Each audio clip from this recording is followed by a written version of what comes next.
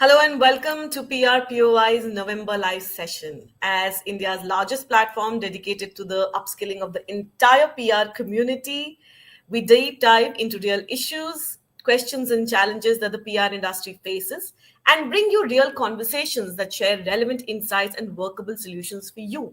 I am Tarunjit Ratan, founder of PRPOI, and we talk about the blueprint of PR efficiency, processes, and planning today. Surprised? Don't be.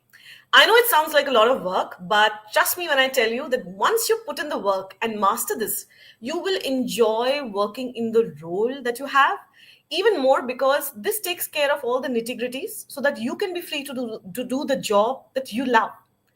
If you have been in the PR industry long enough, then you will know the true value of processes and planning and are probably nodding your head in agreement right now. These are, I believe, two sides of the same coin and warrant a discussion on the same panel because if your processes are seamless, then account planning is a breeze. If not, then it's just a question of when the house of cards will fall. But as things continue to evolve in a fast paced world, a lot of processes are being made redundant and new ones that need to be added to make account planning work.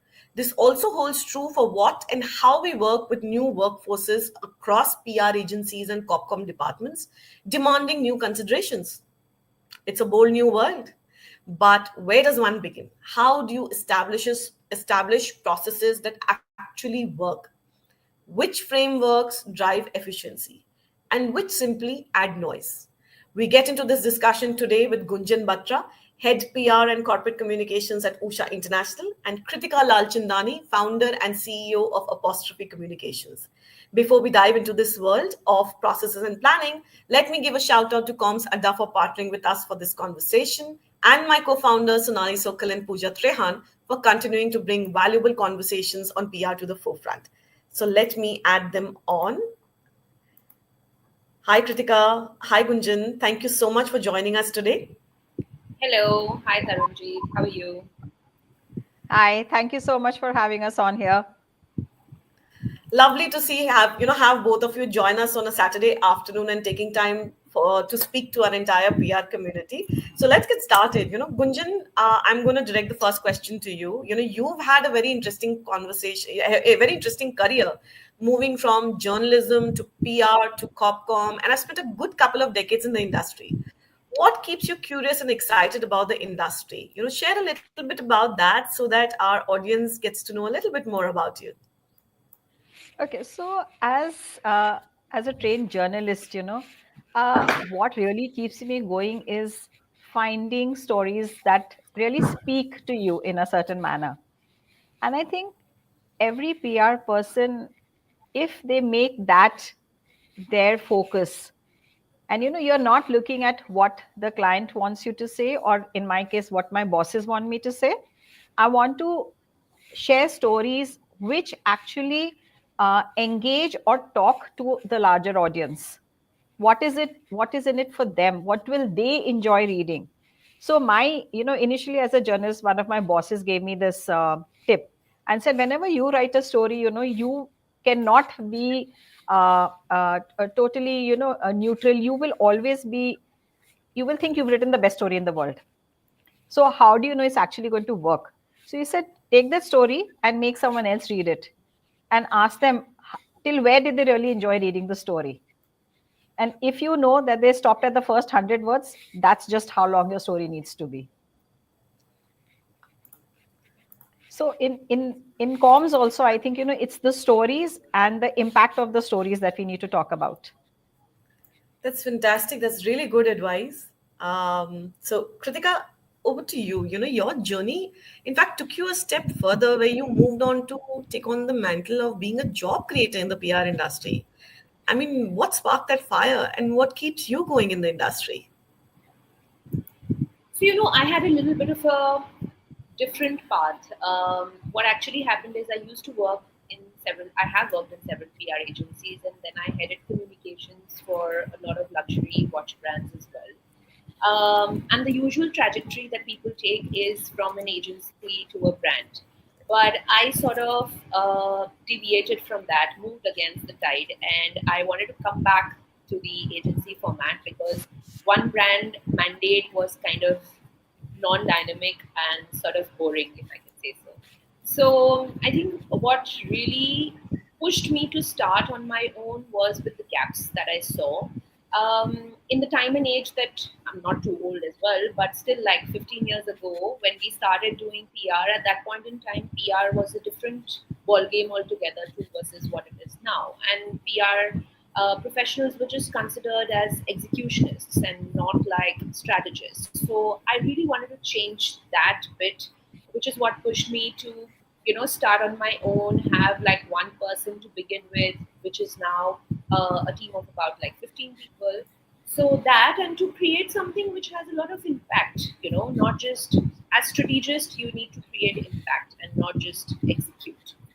So that, and in order to, like the idea that as a job creator you're also nurturing a lot of talent, you're shaping their careers, and the contribution in that is, I think, even if you don't, even if that thought doesn't come to you quite often, somewhere or the other when you think about it, you feel like, you're doing a great job. So that's a self-rewarding subject. Absolutely. The wins and rewards that you count as a job creator are very different. Mentoring, I think, is across Corp Comm and PR. And there are a lot of, people that every PR professional would thank in their life, be grateful for in their life, for having taught them the ups and downs and the ropes of the entire industry. I don't think that's something that is taught in any college or any course material or any school for that matter, right? So let's start with the basics. This subject. What is the importance of good processes and seamless account planning? Gunjan. I mean, you can't function without having good processes and account planning. They go hand in hand. They are like two sides of the mirror. You have to have them both for seamless execution. If you don't have processes in place, you're going to fall apart. You're going to be firefighting and crisis managing every day rather than actually functioning. So you're going to be going from one firefighting to the next firefight to the next firefight. Rather than uh, rather than acting, you will always be reacting, and that's never a good space for a PR person to be in. You know, thoughtful action, Interesting. yeah, thoughtful action Interesting. is So, far more important and more powerful and more impactful always than the chaos filled mind that's reacting to a situation or to a daily need for anyone, for any stakeholder or any company. absolutely, absolutely. Kritika, your views on this? What is importance? What is the importance of good processes and seamless account planning? I mean, see, if I was to draw an analogy, I mean, it's like account planning could be like the blueprint of a building, and all the processes that you build are going to be the tools and techniques that you employ, say in the short term or in the long term, in order to execute them. And also, what happens is if you have a lot of planning, then that's where the strategy comes to life. If Right. you're only, again, going on to execution and you are only in that reactive mode every day, then you're only playing catch up. You are never thinking ahead of what is technically needed of us as PR professionals and experts. And also, again, I would like to say that, the PR dynamic or the landscape has evolved so much that it's no more just media relations. It's no more, it's neither, it's not like in silos, the bunch of things that you are doing. It's an amalgamation of every function of communications that PR professionals are expected to perform on. And that's how the mandate comes to us when brands come to us or give us mandates or send us RFPs, that this is a holistic or a wholesome or a 360-degree solution that they are looking at. So if that's the mandate, I don't think that without planning and without proper processes, it is able to execute, or you will only be able to manage that much because a singular person's bandwidth will only allow for that much. So I think like it's crucial. It's like that friend, Absolutely. you have that wants to give you a reality check. He or she is that non-glamorous friend that you have, but you know that that person is very essential in your core circle. And yeah. Absolutely. So when it comes to planning, do you see yourself as an architect or as a firefighter? today, and why? I would say, I'd like to say that I'd like to be an architect on most of the days. But I do honestly and truthfully, if I was to answer that, I'd say that I am playing the firefighting role at least half of the times. So it does, because I mean, there is no day. I mean, if you're managing like 20 accounts in a month, um, not everything can be so planned or so cushioned or so forecasted that you know you're not firefighting ever. So even if it is small fires here and there, you need to have your extinguishers in place. Okay.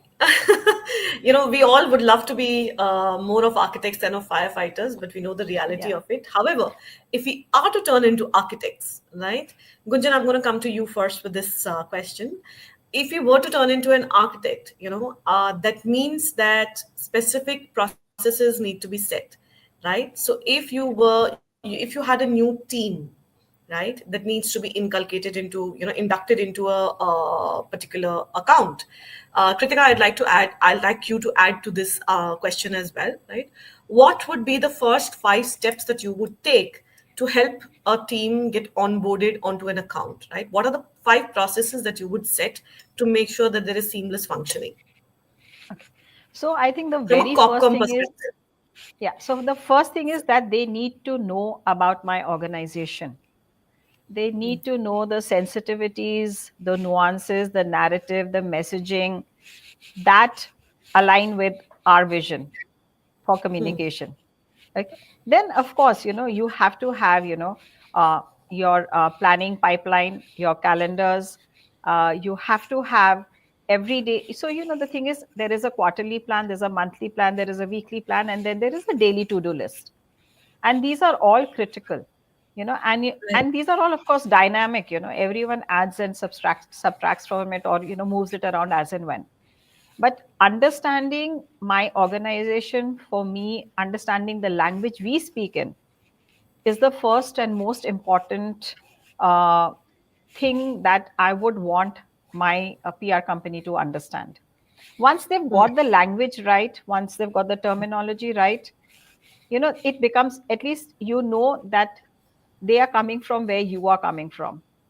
Then they Right. start thinking like you. Once they start thinking like you, they know where the issues are going to come up, what are the gaps, what can we leverage, how can we leverage all of that. Then it kind of falls into place. And once you have your messaging and storytelling in place, you pick up the events in time or moments in time when you are going to use them all, whether it is a launch, whether it is a season, whether it is a specific moment in time, a special day in the year.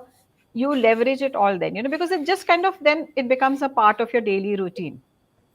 Absolutely. Kritika, if you were to onboard a client, what are the first 5 steps that you would take in terms of processes to be able to onboard them seamlessly? We all, whenever we onboard a new client, we always tell them that the first week is more or less like our induction week. So if the client is not physically present in Delhi NCR, which is where we are primarily located, we do have partner offices in other cities as well, but still I'd say that then there are at least like 2 inducting calls that are done. And the team goes back and researches and builds on the narrative that either has already been existing, or if you need to build a fresh narrative, then that sort of scope is built in. We start with a long term planning, which is more like a 6-month thing. I don't usually prefer to take it onto a year, because there are parts of the year that function differently, or you need to function differently in different parts of the year. Like the first half of the year is generally low in the lifestyle luxury space. It is only the second part of the year which is more action packed. So in that case, we work on a 6 monthly plan, then we break it down to like a quarterly and then to a monthly, including like a daily tracker or like a weekly tracker in place, which applies to me also, like on my day-to-day routine. So I'm slightly deviating from the question, but if I was to go back to it, then I mean these are 2-3 things that are critical, because without that planning or without having that PR mandate kit in place, you cannot really function. It's like a guidebook of sorts that you need to have in place before you start functioning on a client. Okay, so I'm going to flip the question a bit, right? Both of you spoke about other teams onboarded, being onboarded, and the processes that you set along with it.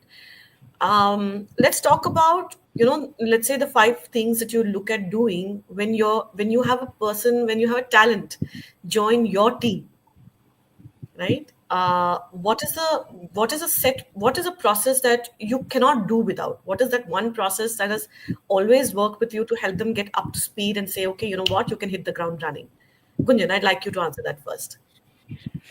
Okay, so we are in fact currently onboarding a new PR team. So I think I'm fairly well placed. So the thing is, I think we ensure that we share all the important documents, the formats, the past 6 months, the important coverage from the past 6 months.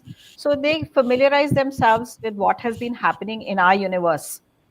Because we also understand that for PR agencies, there are multiple clients they need to deal with, and we Right. can't expect them to just kind of lay it out there for them and say, okay, now you can read about us and understand about us. No, you have to handhold them.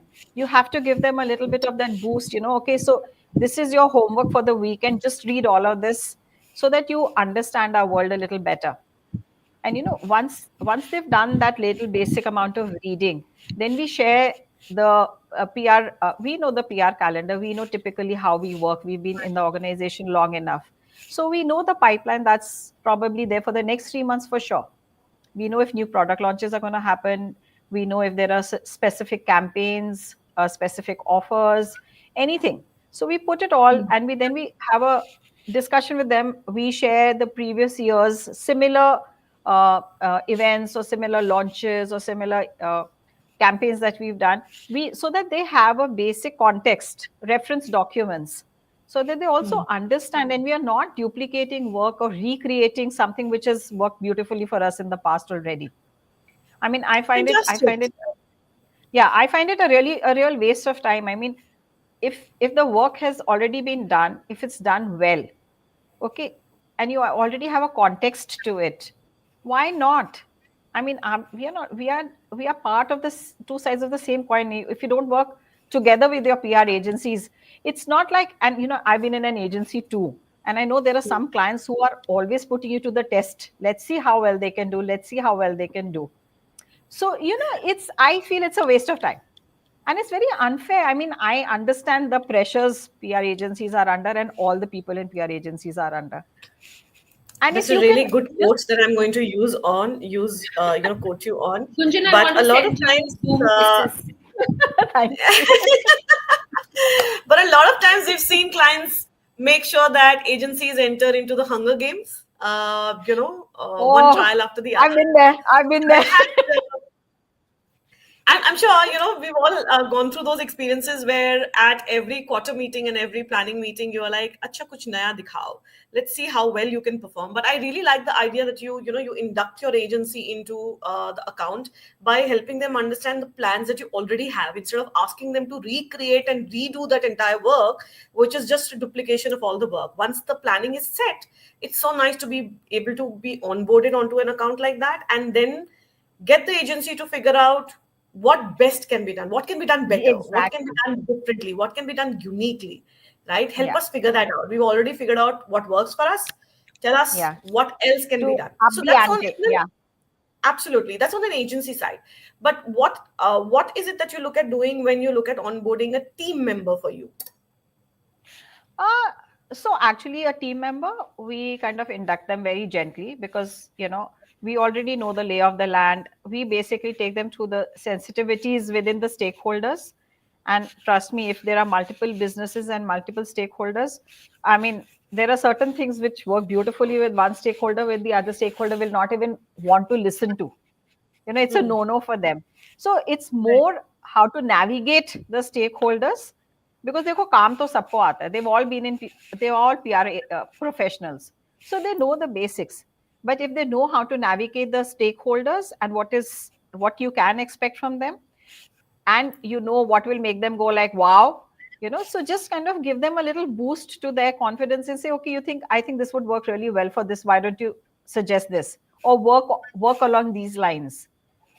So you're already kind of putting them on the right path, because the minute you you inspire trust, which is so important as a PR agency and as a PR professional within a Corpcom team.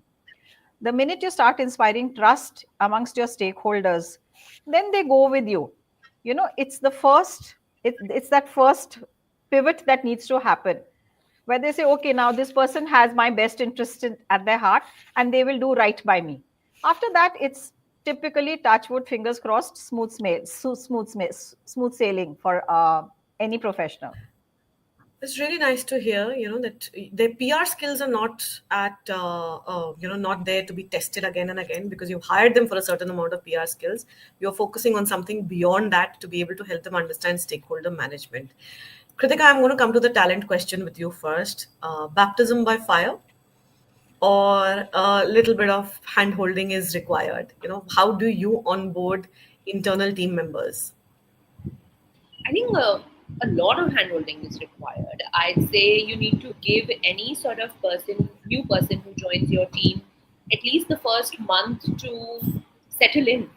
If my expectation is that in the first week I'm going to expect miracles or expect outcomes, then I'm setting an expectation that I know I'm set to be disappointed with.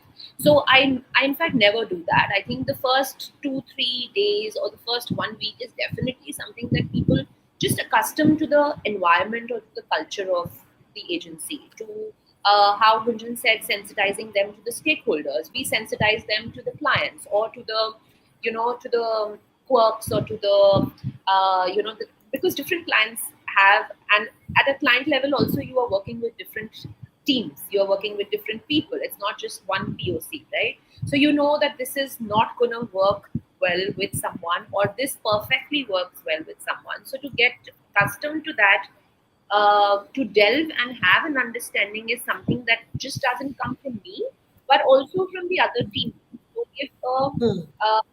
if a slightly more junior person is joining the account or joining the team, Hmm. then in fact it is the job of the senior supervisor or the account manager, the brand director, to sort of take that ahead with them. But if not, there's a collective meeting always that's done, wherein we sensitize them that, hey, just be careful on these few things because this is bound to create fire. If you navigate this properly, then you had a. Okay. And how about if, when you're looking at onboarding a specific client, what is that? What is the process that you follow to be able to help onboard a client?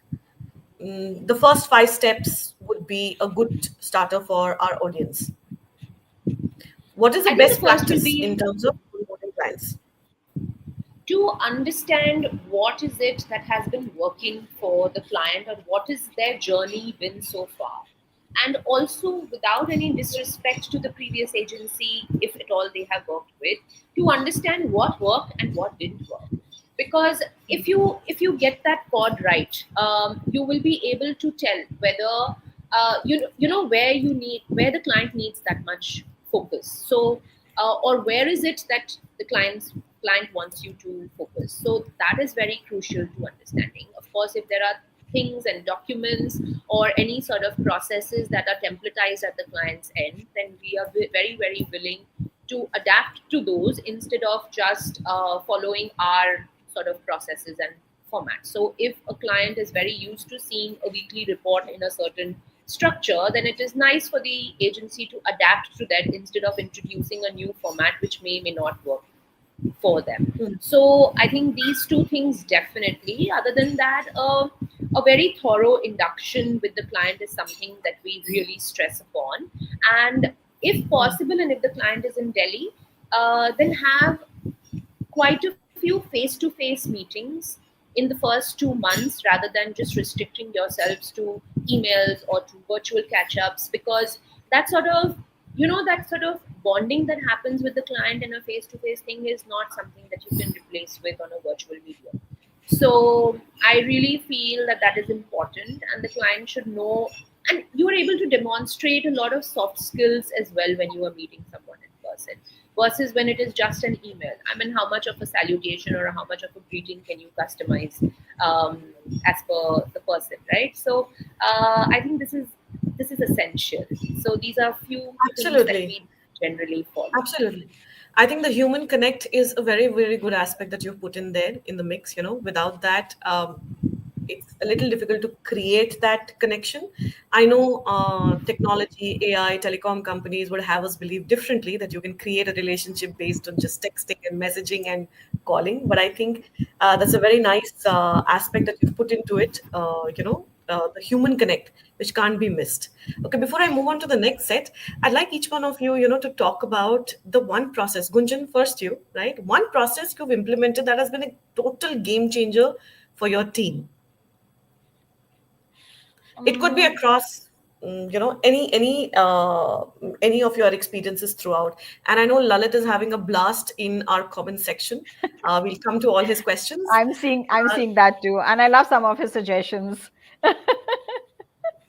So I think the right. one process is okay. I'm going to say two things. Hmm, A, you need to have absolute transparency and trust amongst team members hmm, to know that each one of us has each other's back. hmm, Okay. So then the ball doesn't slip through the cracks. If one person has missed something, the other person's going to pick it up and say, hey, I think this was going to happen. Okay. I think that's really important. Watching out for each other is the most critical thing for any team's success. Okay. And absolutely. if you talk about an everyday process, mapping your 3 month, your calendar to what needs to be done today and what needs to be set in motion today. There are certain Hmm, things you need to do today, but there are certain things, supposing like Children's Day is coming up. Okay, hmm, so you need to start working 2 weeks in advance, probably, if you want to do an authored article, if you want to do listicles, if you want to do any interactions. So that thing needs to be initiated. So you need hmm. to have your timelines uh, spot on. Otherwise, you're going to miss the bus. You will not get internal approvals, or you'll be too late, and it's really not going to be worth your while. Okay, so I'm going to come to account planning a little later. Kritika, one process you've considered an absolute must, it could be across teams or clients and across your experience, that, you need to have this inducted. You need to have this in place for your team. One process. I I don't know if you can call it a process, but it is a kind of ecosystem that we've built, if that's the right word. So on every brand that we manage or we service, there are at least 3 or 4 people who work on it, so that in case there is any sort of unavailability on one lead's end or one person's end, then there is always someone to back it up. Because see, as a boutique, as a very dynamic agency, I feel, and very young talent as well, I feel like you need to keep these contingencies in mind, versus when you're planning an account resource also, or account planning with resources. So Right. that has really helped. I don't know if you can call it a process, but then if you have to go to a process mechanism of it, strictly speaking, then I think like timeline trackers is something that is very, very crucial. Because even if it is 3 months away, as Gunjan said, like Children's Day is coming. Now I know that, okay, fine, I need to plan everything for Christmas, which is starting right after Diwali. Or I need to start planning a long term collaboration on Holi for the next Diwali. Or around when Diwali gets over for the upcoming season of Holi. Because certain collaborations or certain partnerships do need that much of lead time. So those sort of timeline trackers are extremely crucial.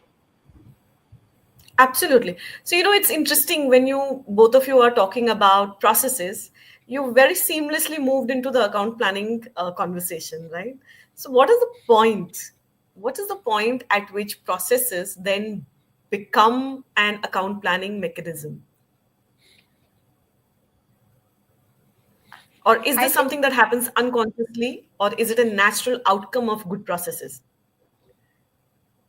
I would think it's a seamless movement from one into the other. I don't think there is a defining line when you move from one to the other.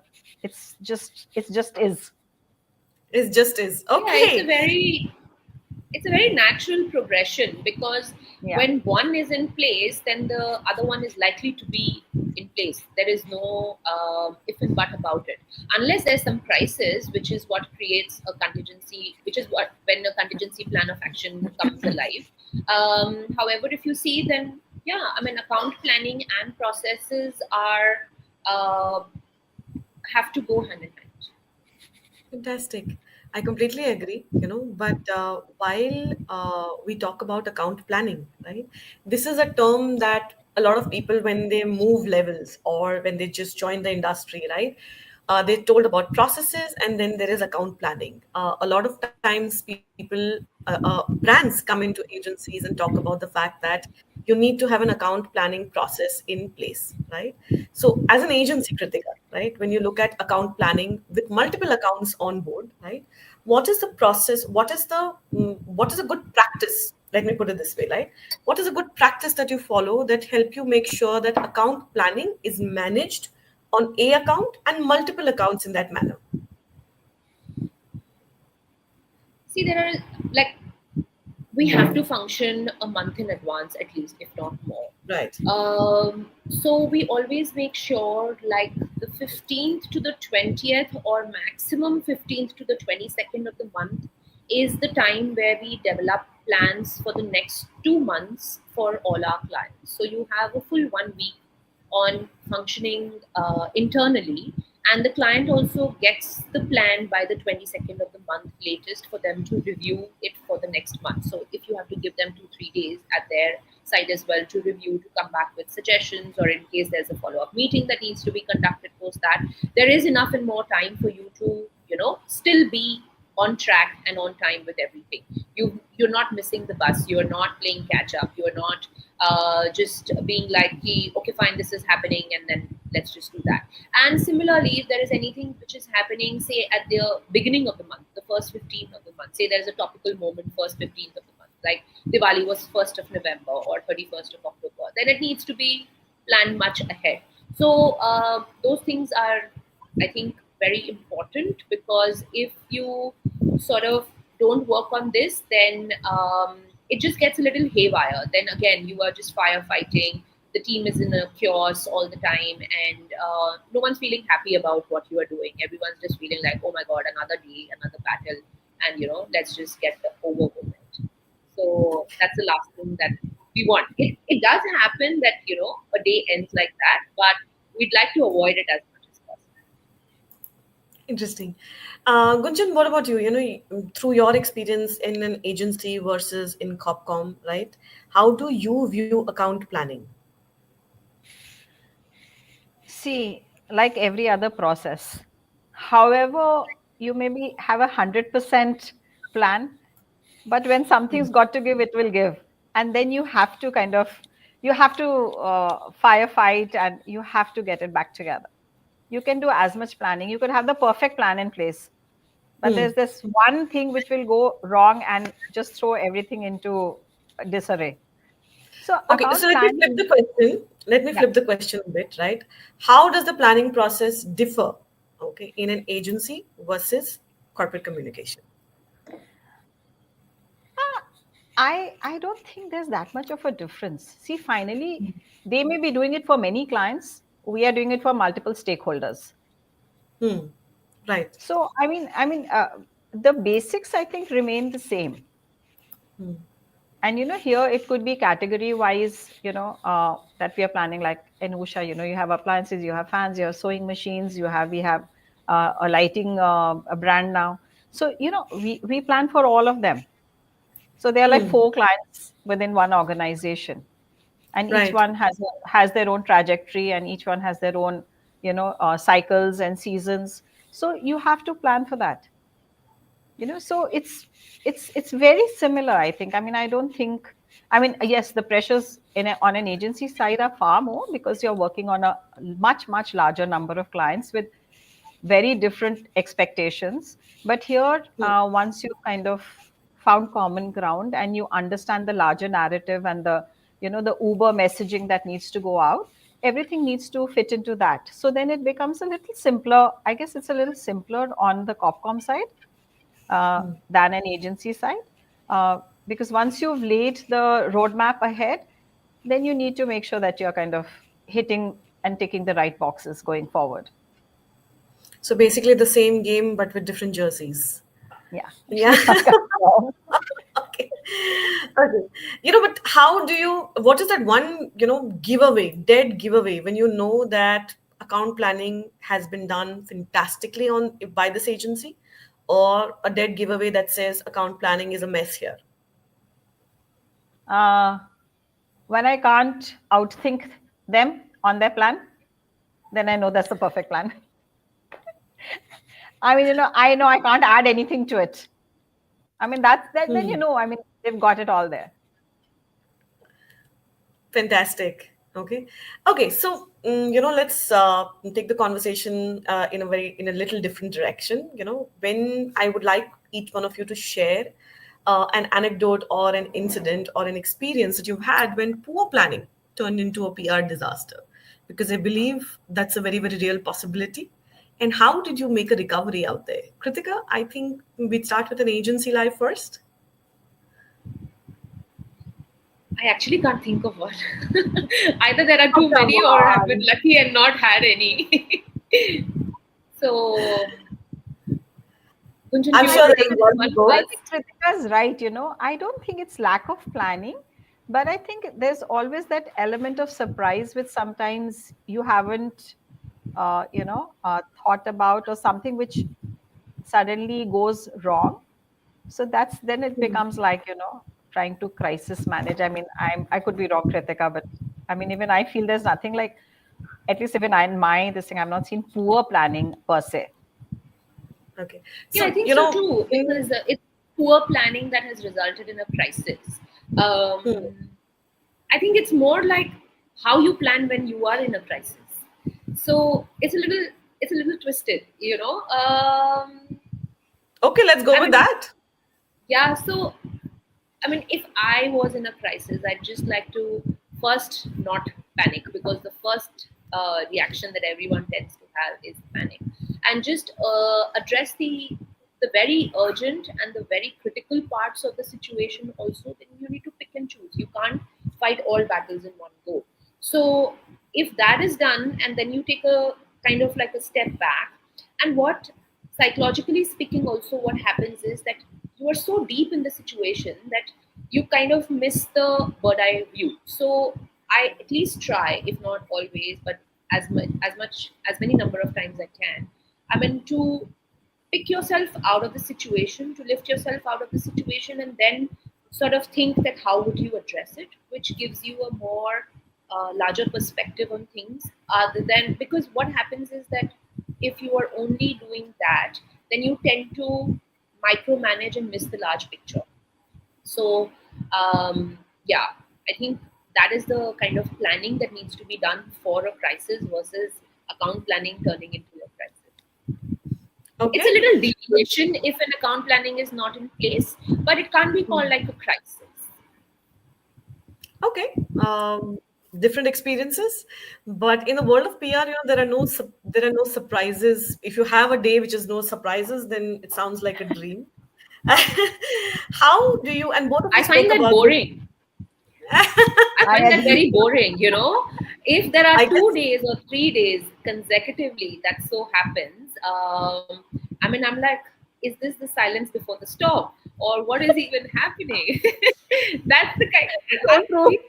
We thrive on anxiety, or we thrive on stress, or whatever you may want to call it. So, I mean, Shanti हमें अच्छी नहीं लगती है इतने time तक, to be honest. Okay, that's the normal state of being, I guess, But when Yeah. surprises, surprises are part and parcel of our lives, right? Gunjan, how do you prep your team to handle the unexpected? Do processes and I planning make a difference here? I'm assuming it does, but there are surprises that kind of throw a wrench in the entire works. So how do you deal with those surprises? How do you prep your team for it? While you might be great at it because of the amount of experience that you have, your team members are a whole different ballgame. I think the one thing that really works here is being having team members who have the ability to think on their feet, to be able to arrive at an intuitive solution, Right. Because sometimes it is always the gut does guide you. You have to listen to it rather than, sometimes it's the gut that works better than your head, honestly, especially in crisis situations. When everything around you is like kind of crumbling, all these pillars are just going haywire and you're left stranded in on this island with just no escape. You have to be able to think on your feet. And I think I trust my team. If anything goes wrong, they will find a solution. Fantastic. The fact that you inspire that confidence, or give them that confidence is fantastic to hear.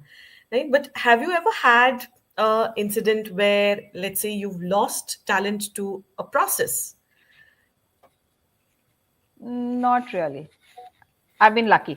Fingers crossed. That's lovely to hear. Okay. Kritika, coming to you, right? What's that one, outdated PR process that everyone should stop using already? I think creating long reports.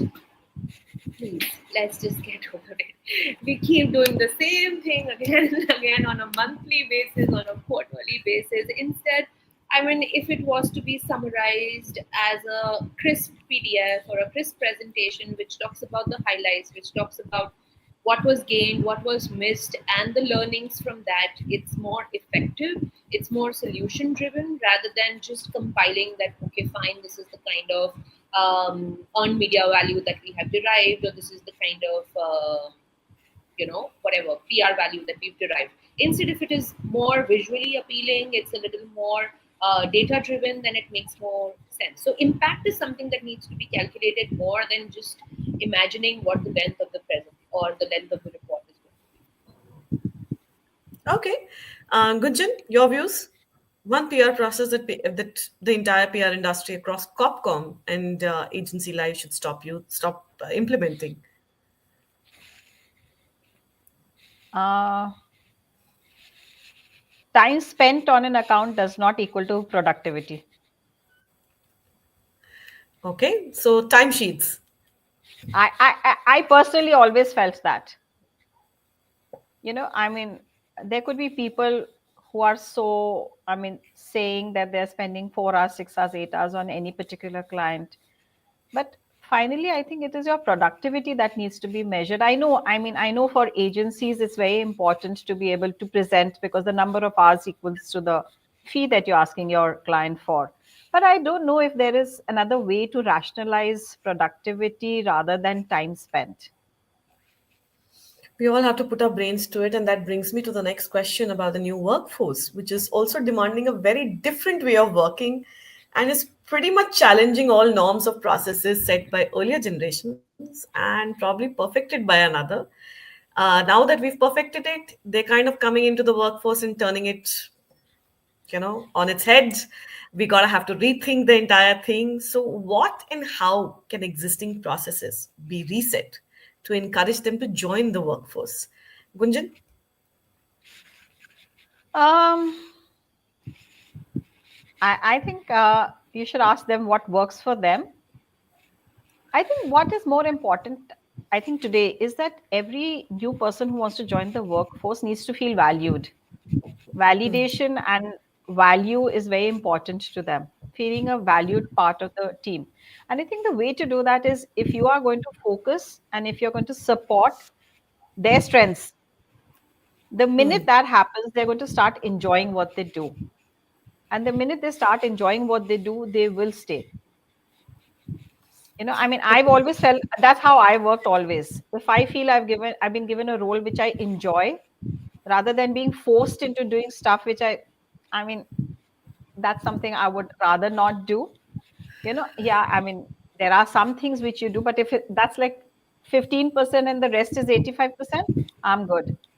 Yeah, So I that's mean, that's a very lovely view.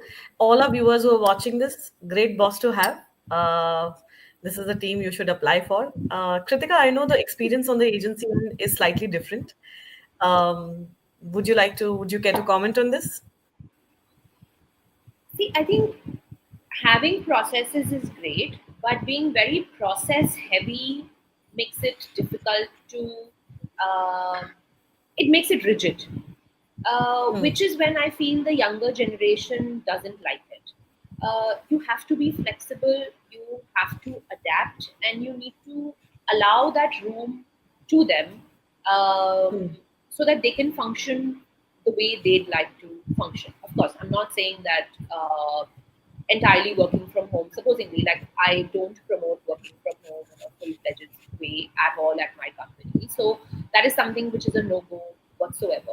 But if there are, say, like we've also given like 3 work from homes or 2 work from homes in a month, which is applicable to all. So if you are doing justice to the kind of work that you're doing on a weekly basis or a daily basis, then I don't think these small flexibility at a company level which will create any sort of difficulty or will hamper any sort of process, but only encourage people to work with more flexibility and to enjoy what they are doing. We are living in an Instagram world. I mean, validation is very important. So every now and then, if you have to make an effort, even if it is not such a great job, but if you have to pat their backs and just say like "good job done" or "good effort" or whatever, I think these small sort of gestures and the small sort of appreciation words is something that really boosts their motivation. Absolutely. So, my last question before I jump into questions from the audience which are pouring in, right? Sometimes processes can turn into red tape. What is the point? What is a red flag you would advise PR professionals to look out for in this aspect? Because the road to hell is always paved with good intentions, right? Processes are meant to make our lives easier, but sometimes they turn into a noose around our neck. When does a process need a relook? Gunjan, would you like to address that first? uh, when they're causing more anxiety rather than helping them be productive in what they're doing. Okay. I think, I mean, Uh, it's Go very ahead. important, to be able to have processes work for you, not you work for the processes. Absolutely. Kritika, what is the red flag that you look out for?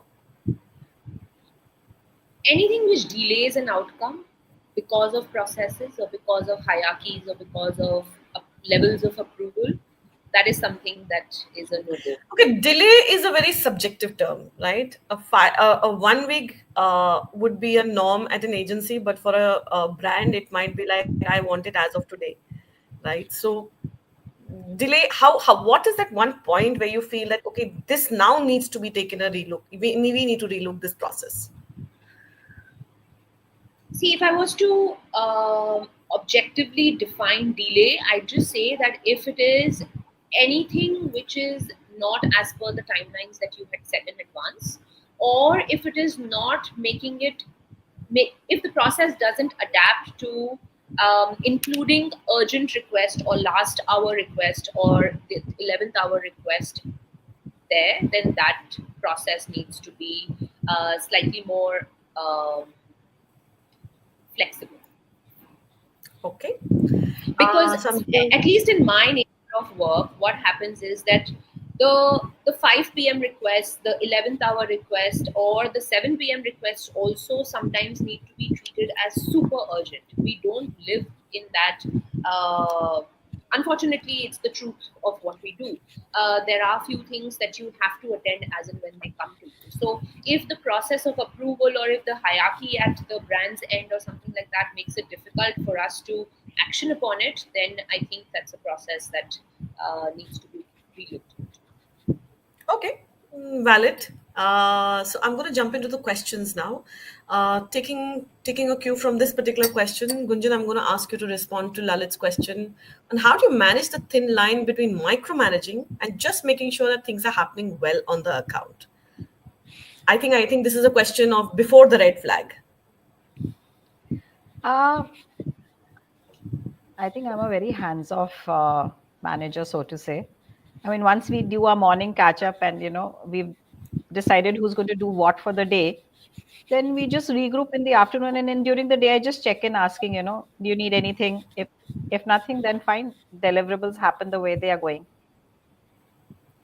What a lovely environment. Though I think he has another suggestion for agency folks on how we should just look into the Corp Comm eyes and hypnotize them. Well, jokes apart, Jyotsa has a very good question. What are the best practices for promoting cross functional collaboration within PR teams and between PR and other departments? Gunjan, I Uh, think this is directed to you. yeah. So the point is, you need to start establishing equations right from whenever you join an organization. You need to make have a great equation with the digital team, with all the marketing teams, with the business heads, with the sales heads. And we've kind of set a cadence of monthly catch ups to know what is happening or what is in the pipeline. And once we know the timelines, then we do catch ups, like very casual aate jate, ki okay, this was going to be next week, or this is slated for this. Where is it happening? What is happening on it? So it's informal, yet it is what would you say, it's the timelines are according to what we have on our calendar. We put in every conversation we have, everything that could be happening into a calendar, so that we know we are up to speed with the progress across other teams. Okay, And that, I interesting. think, really helps. So we know if a film, if an AV is being shot, it is going to get out there. So can we see the first cut of it, so we know what it's like? So we are prepped at our end as other work is going on happening. So by the time it's actually hitting the TV screens, we are ready, with our A&M release, and we know that okay, this needs to go out now. Okay, interesting. Kritika, I'd like you to kind of address this as well, because while a lot of times agencies deal with, let's say, a marketing department or a Corp Comm department or a founding team office, depending on the size of the client that you're handling, right? Very rarely do you get to jump and meet departments, right? I've always found that when an agency looks at engaging with the research department or innovation department or sales teams, there is a lot more insight, a lot more camaraderie that can be created between the agency and the brand team, right? Because your perspective also brings in a lot of a big picture, to so to say. How do you encourage cross departmental conversations as an agency with you? See, with some of the brands that we've managed, that has been possible, especially in the fashion space. What generally happens is our interaction is not more with the research teams, but more with the design teams. Because we, as PR professionals, not just engaging in the media visibility for the brands, also engage with content creators, also engage with celebrities, also engage with key opinion leaders from different age groups, different backgrounds, and stuff. Um, Hmm. and whenever we do that sort of brand seeding or product seeding, there is always a feedback that comes our way. At least we encourage as many feedbacks on the fit, on the design, or whatever is the receptivity of that particular collection for that matter. So beforehand itself, before we create any sort of collection launch, I think we always sit down, at least on the larger design brands that we work on, or fashion brands that we work on. We've always sat down and discussed what will fly, what may not. What is it that the brand thinks needs aggressive push? What is it that can be as a medium push? And similarly, the feedback that we receive is something that is communicated to both the teams. Okay. Good question with from Raghu. I think he's put in the AI spanner in the works here. Has AI complicated PR processes or eased up the entire process? And is it reliable or does it make the teams lazy? Kritika. I think it's a mix of everything. It does make the team lazy. I have noticed that. Um, is it completely reliable? No. Um, is it important? Yes. Has it made our job slightly more easier? Yes, because it has allowed us more bandwidth to operate on, maybe say, like number of accounts that you used to, versus now that you can at least accommodate one or two more accounts. Absolutely. Gunjan, would you like to comment on that as well? No, I think I concur with what Kritika is saying. Um, the only thing that bothers me is when I get the nth release with the same introductory line, then I'm like, okay, now this is not happening. use Yeah, the use ones that you use get with AI. tapestry in it. So use AI, but use it intelligently, Don't become so lazy that you just let it do all the work for you. Absolutely. Whenever I have candidates coming for interviews and stuff, my only request is use your brains and not ChatGPT or not any other form of AI, because what I want to actually comprehend is your potential and not your prompt giving potential. So that is one thing that I swear by giving as a disclaimer to every interview that I. Good, and I'm going to quote you on that. Pooja has a very interesting question. I think she commented on one of the, suggestions that you had, recommendations that you had put in about thinking on your feet. So aptly put. Could you talk about a situation when this helped you? Okay, so this was a press meet, and it was a large gathering, and there were some select interviews, which obviously, were fixed for the spokesperson. And the spokesperson decided he wasn't in the mood to speak to the media that day. Okay, now you can imagine. Now you have, tier A media, you have the best publications. You put all your relationships online to make sure that please, please, please be there.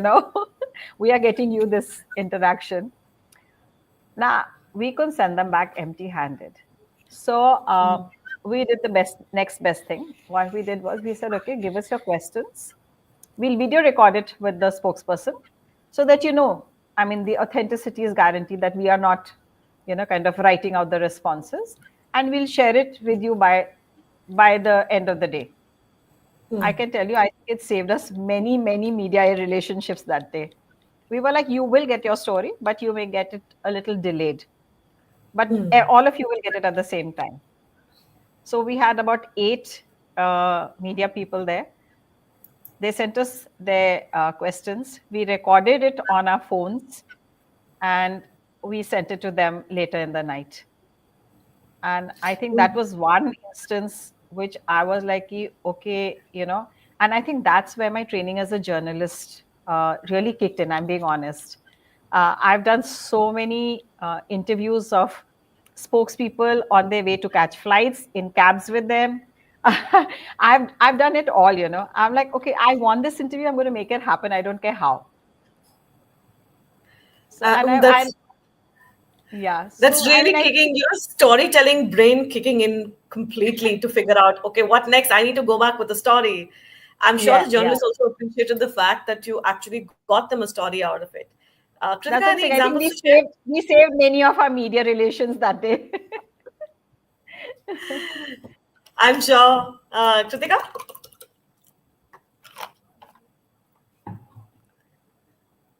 You're on mute. Sorry, I can't really think of any situation as such. Sorry. Okay, so then let's move into the rapid fire round. So I want each one of you to give me a one word answer for this, right? Don't think too much. Yes. Tarunji, there's one question Okay.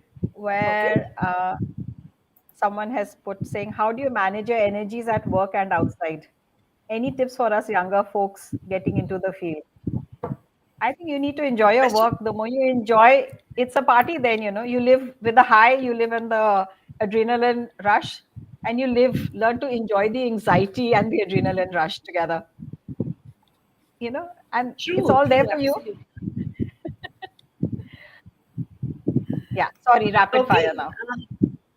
All right. So I think we have one very absolute last question. How do we work on building simpler processes and documentation that could help design a better legacy for PR? Good question.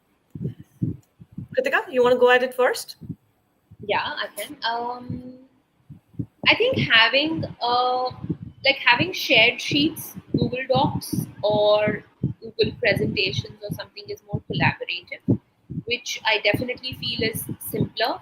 It's more real time. It's quicker, and it makes the process much more quick and less cumbersome. What about you, Gunjan? So Any if I have a Yeah, dashboard on any client, sorry, if I have a dashboard on any client, then the dashboard is easily accessible to the client in order to quickly and swiftly check in for any sort of updates, changes that have been made, and you don't have to either email everything or WhatsApp it or follow uh, few more means and mediums to communicate to the brand. Absolutely. Gunjan, how would you help I think leave a better we legacy for have PR? fairly simple processes. I mean, we've kind of like Kritika was saying, doing away with too many planning. I mean, these long documents, which actually, I mean, you need to have doable stuff, actionable stuff, mapped out smartly, and that's what we do. And I think it's like shared with the agency, so everyone knows we are on the same page across all whatever we are doing. So, as less paperwork as possible, make it as collaborative without the need to, keep going back to the drawing board for creating more process and more plans, right? I get Agree. that. Yeah. Fantastic advice. So, let's move on to the rapid fire. One word answers from each one of you. So, we'll do this in quick succession. Gunjan, you go first, and Kritika second. You have a minute, you have a few seconds to think, right? Gunjan, if your PR planning style was a movie, what genre would it be? Comedy, thriller, drama? Uh, I Quick, think quick, it could be quick. a comedy of errors. Okay. All right, Kritika. What would your style Action be? thriller. What genre? Action thriller. Thriller. Action Okay. thriller. Action thriller. All right. What is the one process that must die in 2025 in the PR industry that you absolutely, absolutely hate? Gunjan.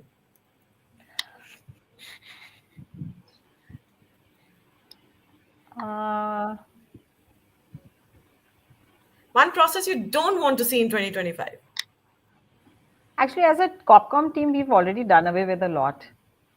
We've simplified a lot of our processes. So Uh, processes that you see around in the industry that still exist that you want everybody else to do away with. okay, it's not a process. It's probably a practice more than a process. It's adjective heavy mails about coverage received. I think we need to stick to very factual, straightforward mails. That's I the mean, let the journalist. reader, yeah, no, even stakeholders, even clients, let me decide if I really like the coverage that has come. But if it is already, uh, you've already kind of written a whole paragraph telling me how great the coverage is, how this thing it is. Uh, let me figure it out myself. Give me that privilege, or give me that prerogative to read and enjoy it. I love this. I didn't think that anybody noticed, but fantastic observation. What about you, Kritika? What is the one process that you want to see die in 2025? PR reports which only talk about media EMVs. Lovely. I'd like to see that too. If your PR team had a theme song, what would it be? And yes, bonus points if it's something we can actually hum along to. Gunjan. Uh, um, Okay, Kritika, you've had a second to think. yeah, I think Ritika, you could go first. Can you repeat the question once? I'm just losing track.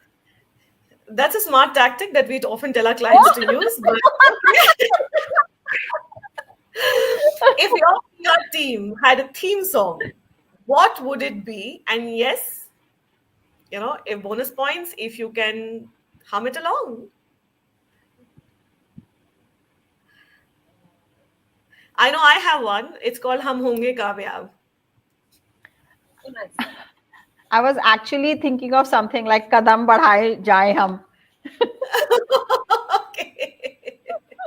similar I lines. don't want it. I don't want it to be preachy. I want it to be fun, but I can't think of one.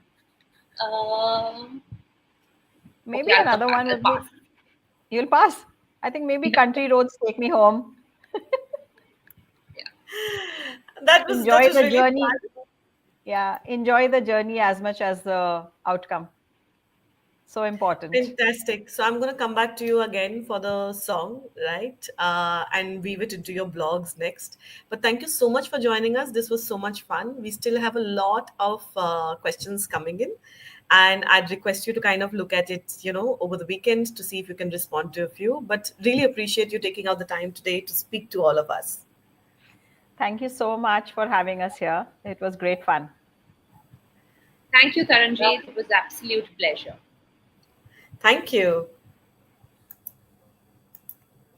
So that was Gunjan Batra, head PR and corporate communications at Usha International, and Kritika Lalchandani, founder and CEO of Apostrophe Communications, giving us the lowdown on processes and planning.